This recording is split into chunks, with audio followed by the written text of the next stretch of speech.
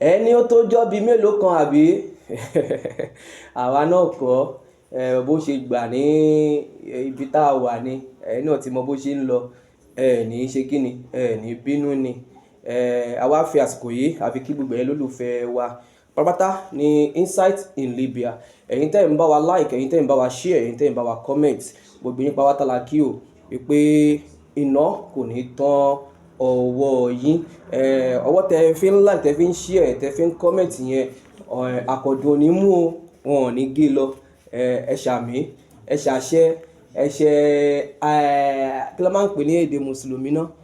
amínà kò má yẹ kó bí afárá apákan adápákan sí tó a sì bẹ̀rẹ̀ sórí ètò yìí náà ní ibi tẹ́ ti mọ̀ wá tẹ́lẹ̀ tẹ́ ti mọ̀ wá bí ẹni mowó lórí ìkànnì Insight in Libya tó Gbangbasùn lọ́yẹ́ níbi tá a wà yìí àná àwọn àlejò wa kan torí àwọn la máa pa àgbọ́dọ̀ lo àwọn àlejò wa kan torí olórí ibì kan náà ni ẹni tá a gbé wá ní òwúrọ̀ yìí fún gbogbo yàrá alé ṣe fẹ́ mọ̀ àmọ́ mi ò tí mọ̀ bóyá tó Gbangbasùn lọ́yẹ́ náà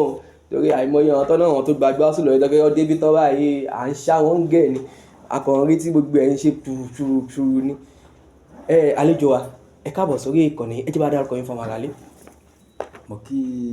gbogbo ẹ̀yin aráalé orúkọ tèmi ni ọ̀gbẹ́ni Abbas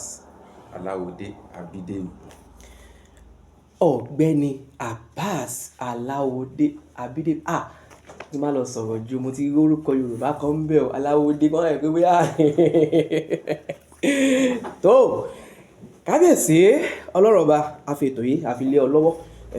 kó o ṣíwájú kó o kẹ́yìn wa àti bẹ̀rẹ̀ náà nù Mr. Abbas ẹ káàbọ̀ sórí ètò ìkànnì show tó Gbangbasùn lọ́yẹ́ ní Insight in Libya ṣé a lè mọ iṣẹ́ tẹ̀ ń ṣe ní Libya ń bí gangan ní pàtó. Iṣẹ́ tí mò ń ṣe a máa ń pè ní òyìnbó a máa ń pè ní pharmacist ní iṣẹ́ tí mò ń ṣe.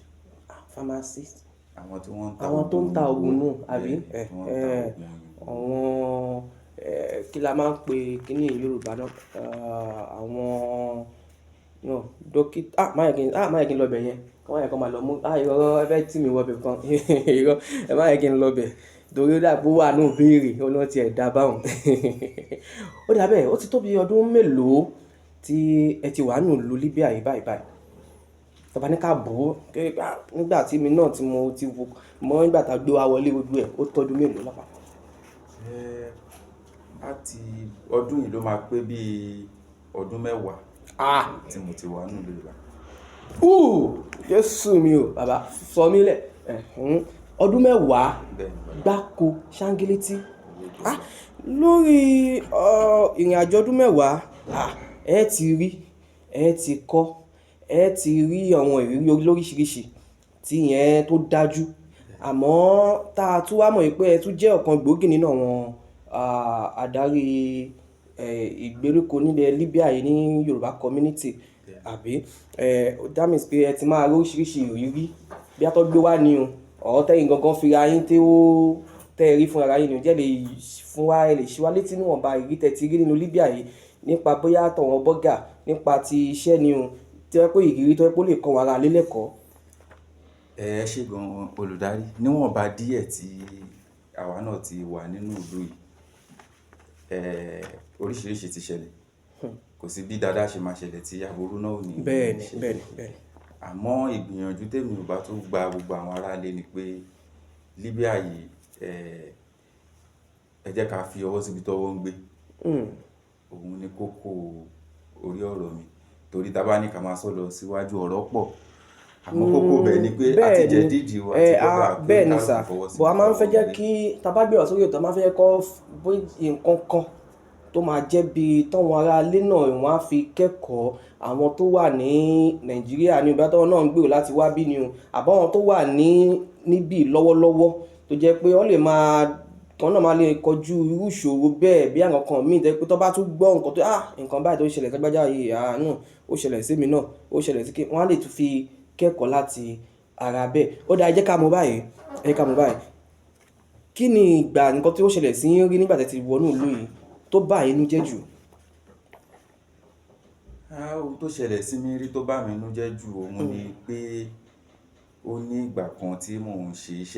iṣẹ́ pharmacist yìí náà ni tí ọ̀rọ̀ ó ṣowó wọn kò ṣowó tí wọ́n gbé owó ní ibi iṣẹ́ ọ̀dọ̀ mi tí ó fẹ́ jọ mọ́ pé bóyá àparọ́ mọ́ ni àmọ́ ní àkójọ orí ọ̀rọ̀ yẹn ni pé àfinú tọ́yàn jù ó máa ń já ní kulẹ̀ especially tí àwa tá wà nínú Libya bíbá ẹ mọ̀ pé ṣàṣà ni tá bá máa rí ọmọ ìyá ọmọ bàbá tán wà ń bí ibi báyìí náà ni gbogbo wa ti pàdé. Ibi gan ni ẹni tẹ́jọ́ ń gbé gan ni family rẹ̀ wá ń bí nǹkan tó pé ẹni tó wà ń ta àwọn tẹ́jọ́ ń gbé lọ máa ń kọ́ pé ẹ. àmọ́ tí èèyàn bá finú tọ́yàn jù ó máa ń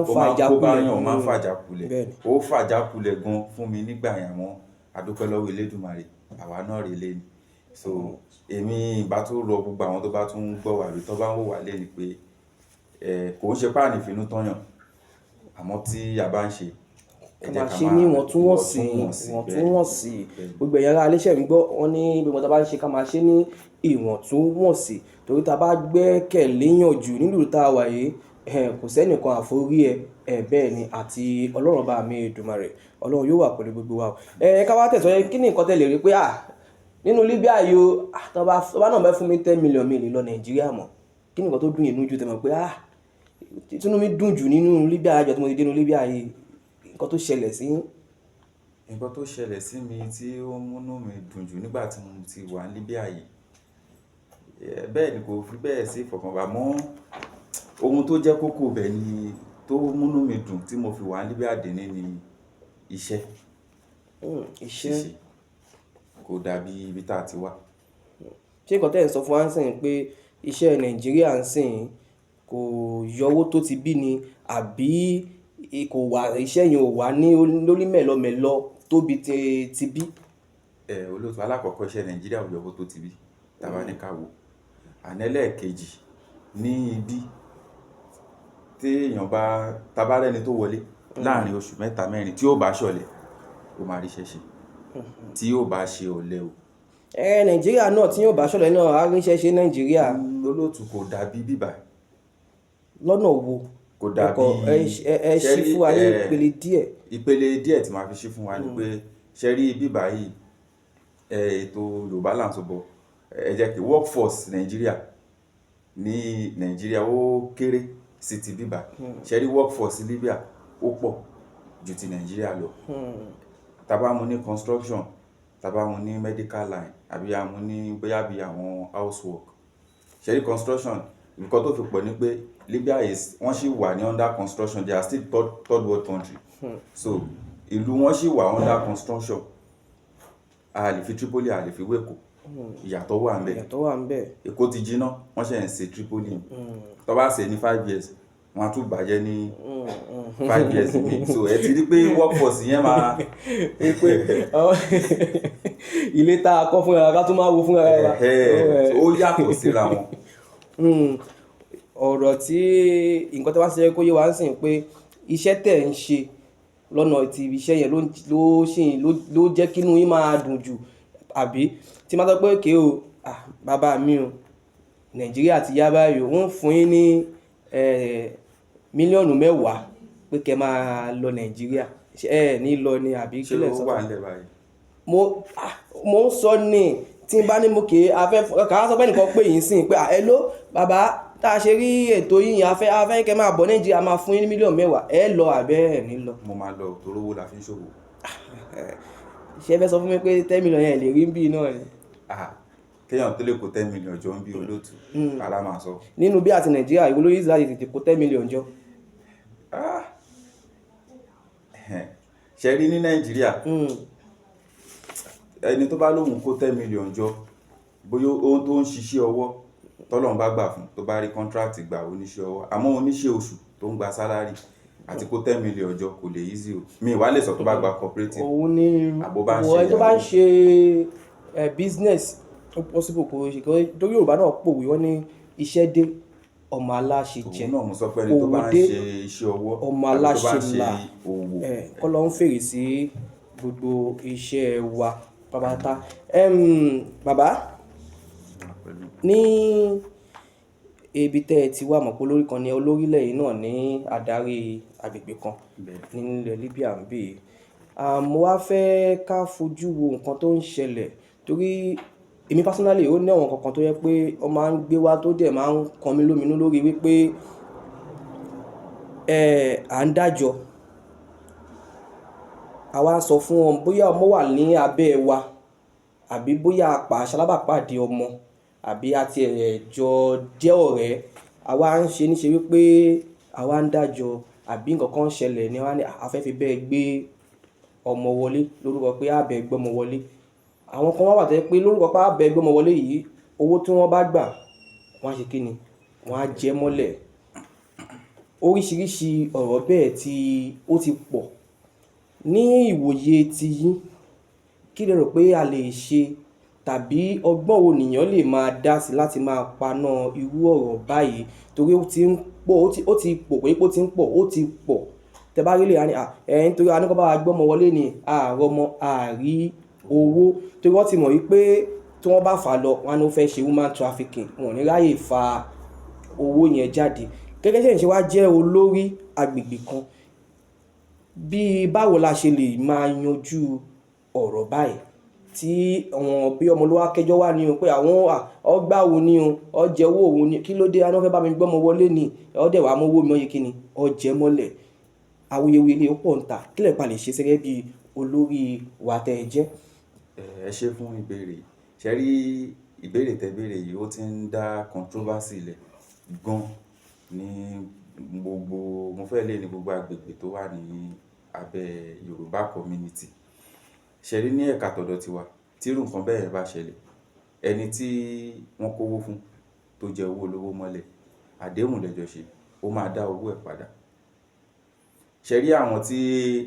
wọ́n máa ń gba owó yẹn tó máa ń jẹ mọ́lẹ̀ náà wọ́n máa ń fi pé ó ń ṣe human trafficking wọ́n máa fi ń dẹ́rù ba ọmọ mi especially tó bá jẹ́ ọmọ jẹ̀díd bóyá ó ṣe ẹ̀sán owó tán tóun náà kówó jọ pé kóun fi ṣòwò so nǹkan tá a bá ń ṣe bẹ́ẹ̀ ni pé a máa kọ́kọ́ gba owó olówó fún a ṣẹ̀ máa fi ẹ̀tọ́ ìyà tí ó jẹ ìpè ìwà olè ìyà tó tọ́ sí pé ìwọ olè ló wù yìí ṣe wá rí ọmọ tí ó lówó a máa kọ́kọ́ wò àwọn ọmọ míì wà tó jẹ́ pé àwa ò kì í dá wọn lẹ́bi nípa àwọn fẹ́ ṣe irú òwò bẹ́yẹn torí àwa ò kì í encourage òwò pé à ń gbé ọmọ wọlé ìrìsìdí tá fi dá wọn lẹ́bi ni pé ó depend lórí ọwọ́ ẹni tí wọ́n dé sí àti ẹ̀kọ́ tó ń kọ́ wọn làwọn náà máa fi wò pé àìgbésẹ̀ yìí dá jẹ́ kémi náà ṣe ẹlòmíì tó bá gbọ́mọ wọlé oṣù mẹ́jọ lọ́mọ ṣì máa wá ti máa fi kọrin sí létí ìwọ náà ṣe kí a ṣiṣẹ́ oṣù mẹ́fà sí ìbẹ́ fi gbọ́mọ wọlé ọmọ yẹn náà á bílíìfù pé right thing ni nǹkan tóun fẹ́ ṣe so tá bá ti wá gba irú owó bẹ́ẹ̀ jáde fún ọmọ yẹn tán àwa la ṣẹ̀ máa wá kọ́ lẹ́kọ̀ọ́ pé wá dandan kọ́ ni kó o gbé ọmọ wọlé kó tó ṣòwò àwọn oríṣiríṣi ọ̀nà wà tí wọ́n fi ń ṣòwò nílùú tó yàtọ̀ sí pé à ń gbé ọmọ wọlé torí à ń gbọ́mọ wọlé ó ti ń dá wàhálà lẹ̀ gidi gan báyìí. Nípa ọ̀rọ̀ tẹ́tẹ́ sọ yẹn pé ibi tí yàn bá dé sí nǹkan tó bá ń bẹ̀ ni wọ́n náà máa sọ pé o fẹ́ ṣe kí ni o fẹ́ ṣe bẹ́ẹ̀ ni lóòótọ́ torí ó ṣẹlẹ̀ sí mi náà nígbà ayé bọ́gà mi kọ́lọ́run bá mi ṣe dáadáa fún torí kò tí kú a sì ń ríra Ọlọ́run ṣe dáadáa fún a dẹ̀ ṣe àṣìwò mọ́mí ọ ṣe dáadáa o kò ṣe pé wọ́n ṣe dáadáa o torí pé ìrìnàjò oníkálukú ó ti wà ní àkọsílẹ̀ náà bẹ́ẹ̀ ni tó ẹ̀yin ará lé ǹjẹ́ ṣe ń bá wa gbádùn ètò wa lórí ìkànnì Insight Libya ṣe ní abala ṣó tó gbangba sùn lọ́yẹ́ tẹ́yìn bá wá ní nǹkan kan tẹ́ ẹ fẹ́ polówó lórí ìkànnì wa ẹ pè wá bẹ́ẹ̀ ni kẹ máa pè wọlé ẹ jẹ́ ká mọ̀ á bá yín polówó ẹ̀ á bá yín jẹ́ káwọn ayé gbọ́ nǹkan tẹ́ ẹ fẹ́ tà bẹ́ẹ̀ ni ní kíní píníṣẹ́ báyìí ni o ó tẹ́ wá fi ń mú nǹkan báyìí ẹ fi ra káàdì náà ni o owó tí ò ga ni lára gbogbo yín ẹ jọ̀ọ́ ẹ bá wa like ẹ bá wa share ẹ bá wa ṣe kíni ẹ bá wa pín ẹ jẹ́ kó délé kó dóko kọ́mọ̀ pé Insight Libya lábala aṣojú bàbá sùn lọ́yẹ́ kíni ayé ti kalẹ̀ gbàgà sí orí ètò nítorí ètò tá a lọ tẹ́tẹ́lẹ̀ àwọn àpá lọ sinmi nítorí nǹkan tó ń ṣẹlẹ̀ gbogbo ala mọ́ ẹ bá wa share bá mi ó kù díẹ̀ tá a fi wọ ṣòwò tó gbàgbà sùn lọ́yẹ́ ẹ má jẹ́ kárí ayé ojú àyẹ̀bọ́ ọmọ Yorùbá ní mi ò tí ẹ béèrè pé ọmọ ìlú bo ní gan ní pàtó. ọmọ ìlú Ìgbẹ́tì ni mí ní ìpínlẹ̀ Ọ̀yọ́. Ìgbẹ́tì, ìpínlẹ̀ Ọ̀yọ́ nù. Agbègbè Òkè Ògùn. Ẹ mọ àwọn bàbá Yorùbá rèé. Àyà tèmi gan ti ń já báyìí tó bẹ́ẹ̀ bá ti ń bẹ́ẹ̀ ní ọmọ Èkó Ọ̀yọ́ irọ́ kò sí nǹkan kan. Bọ̀ Ìgbẹ́tì tẹ wá dákọ̀ bá àwọn ọmọ Yorùbá ní bẹ́ẹ̀ ibi tó da sí omi tẹ́ ẹ sì mú náà yóò sì àmọ̀ pé yẹ wò náà ò lè á fẹ́ mi ò rò pé ẹ lè gbé mi ò tí ì rò ṣá bọ̀ á máa mọ̀ bóyá ẹ lè gbé. Ní pàtó bàbá ẹ jẹ́ kí ká sọ̀rọ̀ kékeré kan sí ká tó wọnú abala aṣojú gbàgbàsùn lọ́yẹ̀. Láwọn tó wà nílé báyìí tí wọ́n fẹ́ wọlé tí wọ́n wò pé àwa tá a wà ń bí àti náwó gbogbo ẹ̀ dẹrùn ọbẹ̀ ń dùn tó wà pé àwọn fẹ́ wọ ilé wa, kí ni ọ̀rọ̀ ìyànjú tẹ́ lè fún àwọn tó wà ní ilé báyìí lọ́wọ́ tá a wà báyìí tí wọ́n kàn wà ọ pé ọba àmà wà bí ṣèbí ẹ̀yin náà ṣáà wà ń bẹ̀ iṣẹ́ kúrò bẹ́ẹ̀ ṣe bẹ́ẹ̀ bákàlẹ̀ náà ṣe dé bẹ́ẹ̀ kí ni àwọn ọ̀rọ̀ tẹ́ lè sọ fún àwọn tó wà nílé báyìí àtọmọ ìyá wa tó pọ̀ wọn míì wà ń sìn tó jẹ́ pé ìyá àbí ká ní òbí ló máa ti ọmọ wọn sọ́nà fún ara wọn pé ìwọ náà ẹ lọ ṣoríire ṣùgbọ́n ọmọ ìyá alágbájá nìyẹn ní ọdún tó lọ òun ló ra kinní kan ó dẹ̀ wà ń bẹ̀ máa ní kóun náà kó mú ẹ lọ bẹ̀ ń sìn kẹjọ máa lọ rúpa irú ọ̀rọ̀ wo ìṣítí wo lẹ fẹ́ sọ fún àwọn òbí bẹ́ẹ̀ àti àwọn òbí tó yẹ pé ní Nàìjíríà báyìí gẹ́gẹ́ bí ọ̀rọ̀ tó ti ẹ̀ ń ṣẹlẹ̀ ń sìn a fẹ́ gbọ́ pé gbogbo àwọn tó jẹ́ pásítọ̀ náà ló wà nídìí pọ́ńṣe agent láti máa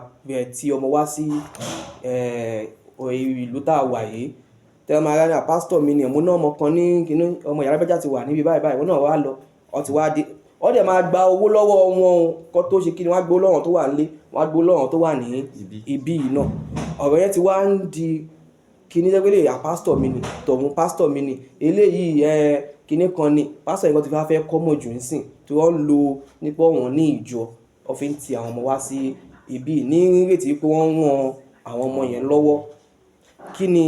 ọ̀rọ̀ ìyànjú tẹ́ ẹ lè sọ fáwọn tó wà nílé àtàwa tá a wà níbí yìí náà tá a fi ní kó sọ́wọ́ tí wàhálà ò fi ní dé bá wa. Ẹ ṣe gan ṣe rí àkọ́kọ́ ọbẹ̀ ni pé ayé ìgbà tí à ń wọ Libya tó dùn ó ti kọjá. Ẹ̀kejì tó tún wá rọ̀ wọ́n ni pé ọ̀nà tí wọ́n ń gbà wọ Libya láyé ìgbà yẹn òun kọ́ náà ń gbà wọ Libya ń sìn. Ẹ̀yin olólùfẹ́ wa ẹ máa gbọ́ o ẹ tẹ́tí lẹ̀ o. Àwọn ṣẹ́rí ìkan tó wà ń bẹ̀ ni pé tẹ bá sọ fún ẹlòmíì wọn ò ní gbọ́. Ó máa dàgbà pé àbíyá ẹ̀fẹ́ kọ́mọ mi ṣoríire ṣẹ́fẹ́ kémi náà ṣoríire ni àmọ́ ìlú ti yàtọ̀ sí ti tẹ́lẹ̀ ó ti yàtọ̀ gan sí ti tẹ́lẹ̀ à ń gbàdúrà kí Ọlọ́run bá wa dẹ́lẹ̀ ni torí àwa tá a wà ń bẹ̀ gan ọkàn kan la fi ń gbé ń bẹ̀ sọ̀kà tó máa sọ pé ẹni tó fẹ́ wá láti Nàìjíríà síbí ohun tèmi ò bá dẹ̀ tún gbé èèyàn ìgbà àwọn tó wà Nàìjíríà níyànjú ni pé kí wọ́n tó ti ọmọ sí ọ̀nà àbí wọ́n tó ti ọmọ wá sí ìlúkìlú tí wọ́n bá fẹ́ ti ọmọ lọ torí kìí ṣe Libya nìkan bẹ́ẹ̀ ni Mali wà ń bẹ̀ àwọn ọmọ kan wà Senegal náà bẹ́ẹ̀ ni ìlú tí ẹ pọ̀ ìlú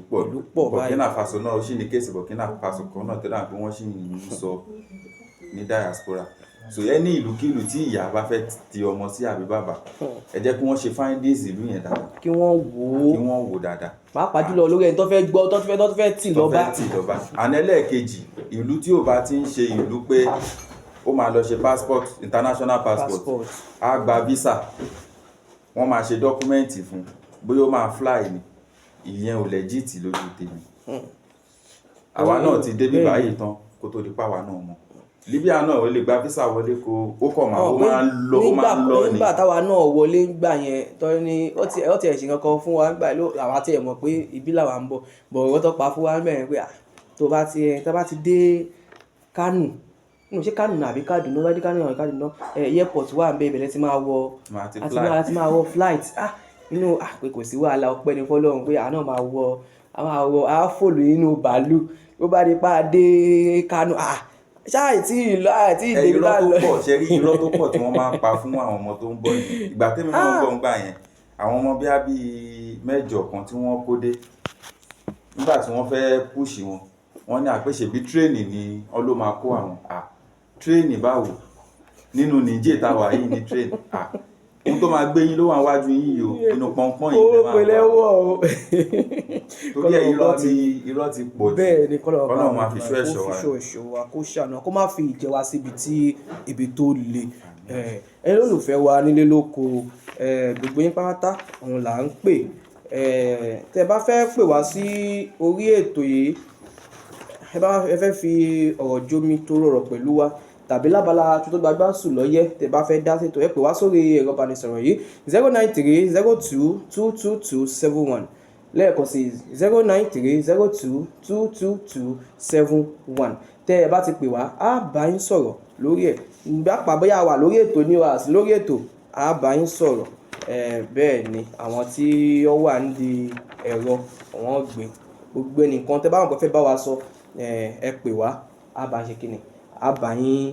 tó fojú sí á bá yín mójútó bẹ́ẹ̀ ni tí wọ́n bá dẹ̀ pẹ̀lú owó ọjà náà à ń polówó ọjà ẹgbẹ́ nǹkan tẹ́ bí wọ́n pé sóbò lẹ̀ ń tà ẹ fẹ́ kọ́ mọ̀ pé ń ta sóbò ẹ máa bọ̀ àbá yín polówó ẹ̀ kò sí wàhálà ń bẹ́ a mọ̀ ṣe dáadáa tó ó yá bí ìṣẹ́jú mélòó ni mo ní báyìí ṣé mi ò ti ń kọjá àyè mi ẹ jẹ́ ká wo bí ìṣẹ́jú mélòó mo ní ẹjọ́ nítorí Ọlọ́run ẹ̀yin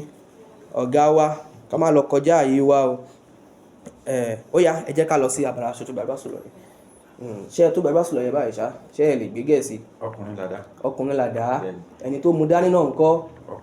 ó dà àwa mọ̀ bóyá ọkùnrin làdá bóyá ẹni tó wá mu dání ni ogun lójú àwa mọ̀ báyìí tó ẹ̀yin aráalé ẹ ti mọ̀ bá a ṣe máa ń ṣe